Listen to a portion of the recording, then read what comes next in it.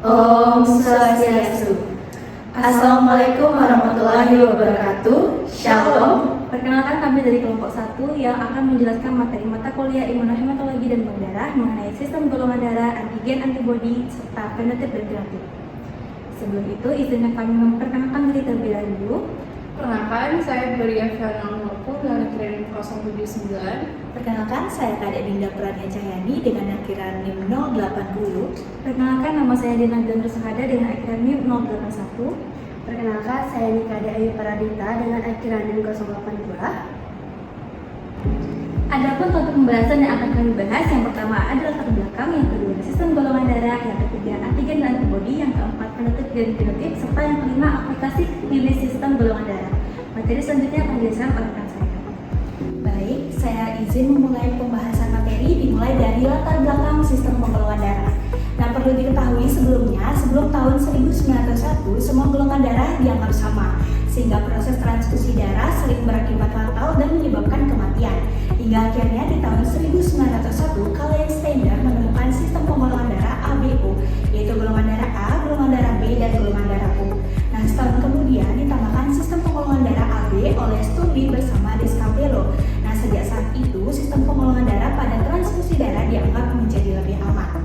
Nah, pada dunia teknologi laboratorium medis, kita mempelajari sistem penggolongan darah digunakan untuk proses transfusi darah, proses pemeriksaan golongan darah, hingga proses pemeriksaan faktor Rhesus pada kehamilan.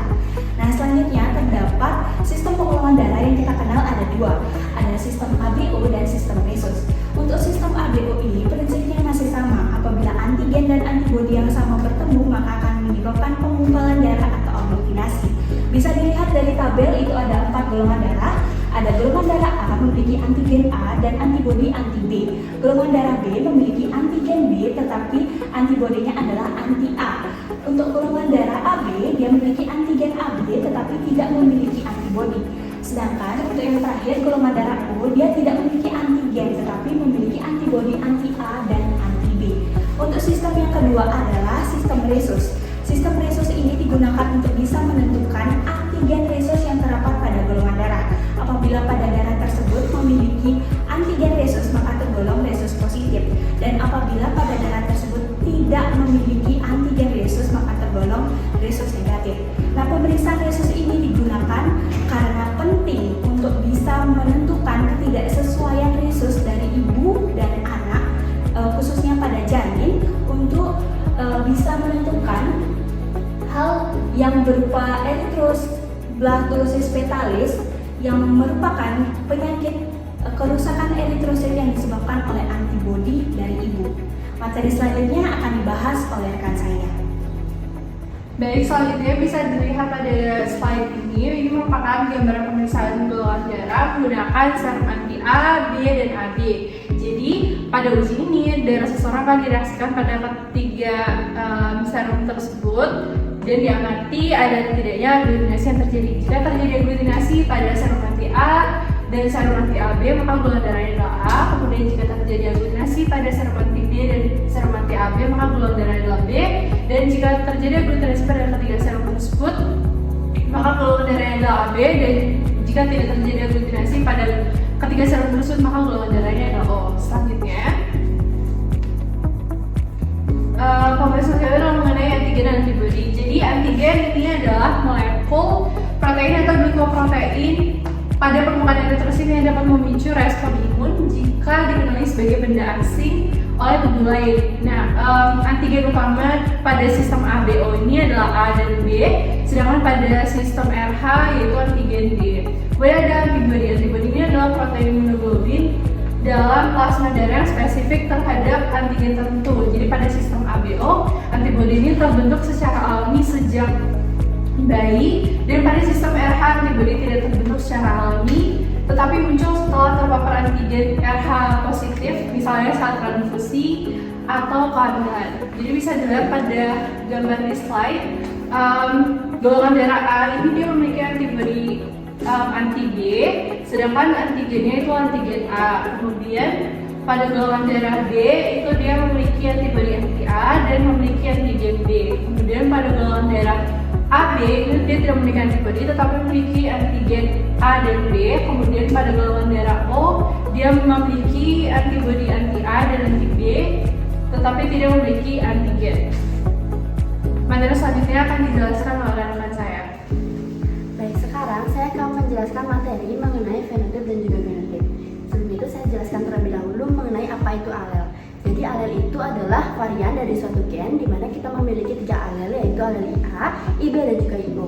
Nah, alel ini juga memiliki sebuah sifat yaitu IA dan IB itu bersifat kodominan, di mana jika seseorang memiliki dua alel ini yaitu IA dan IB secara bersamaan, jadi orang itu memiliki golongan darah AB.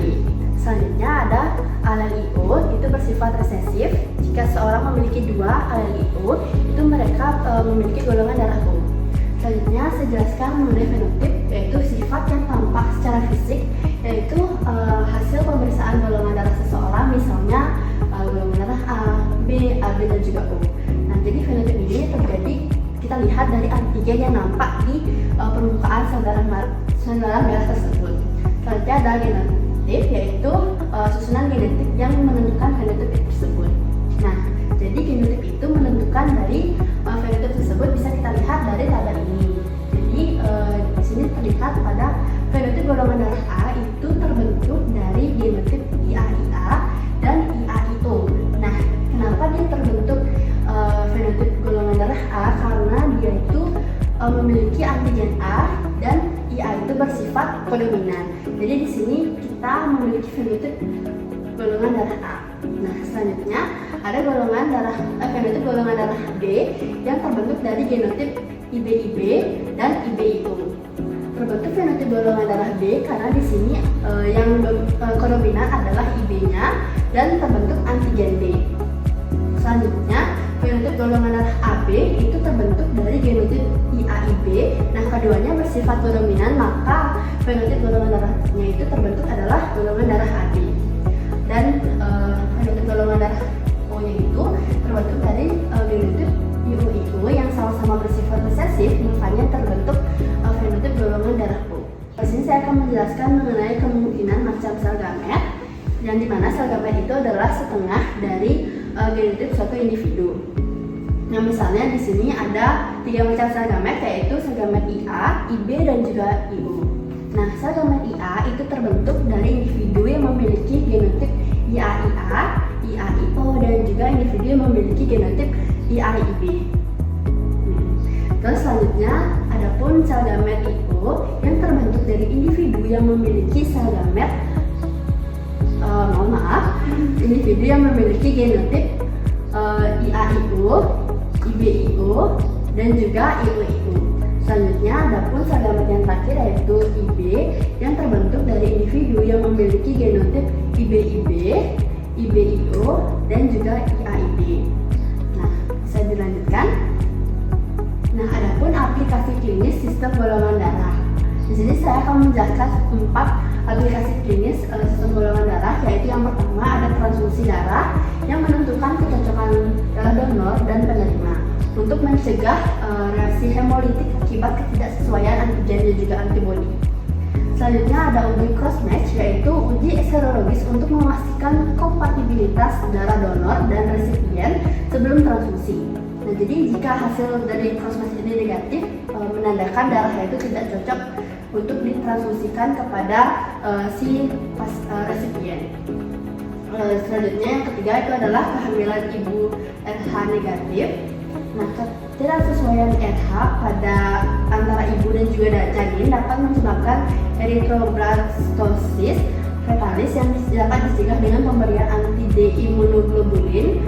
Nah, selanjutnya yang terakhir yaitu uji paternitas yang membantu menilai hubungan biologis melalui analisis pola pewarisan golongan darah anak dan juga orang tua. Baik, sekian pemaparan materi saya lanjutkan dengan rekan saya. Baik, selanjutnya saya akan menyampaikan kesimpulan dari materi tadi, yakni sistem golongan darah merupakan dasar penting dalam klasifikasi darah manusia yang ditentukan oleh adanya antigen pada permukaan eritrosit dan antibodi dalam plasma. Sistem ABO ini terdiri dari golongan darah A, B, AB, dan O berdasarkan keberadaan antigen A dan B, sedangkan sistem resus berdasarkan adanya anti B. Golongan darah seseorang menentukan kecocokan donor dan resipien di mana antigen dan antibodi sejenis tidak boleh bertemu karena dapat menyebabkan aglutinasi. Golongan darah juga dituliskan secara genetik melalui kombinasi allel A, B, dan O yang menentukan genotip dan fenotip seseorang. Pemahaman tentang sistem ini sangat penting dalam bidang teknologi laboratorium medis atau TLM untuk pemeriksaan golongan darah, uji cross-match, transfusi dan pencegahan eritroblasitosis fetalis serta penerapan dalam uji patogenitas.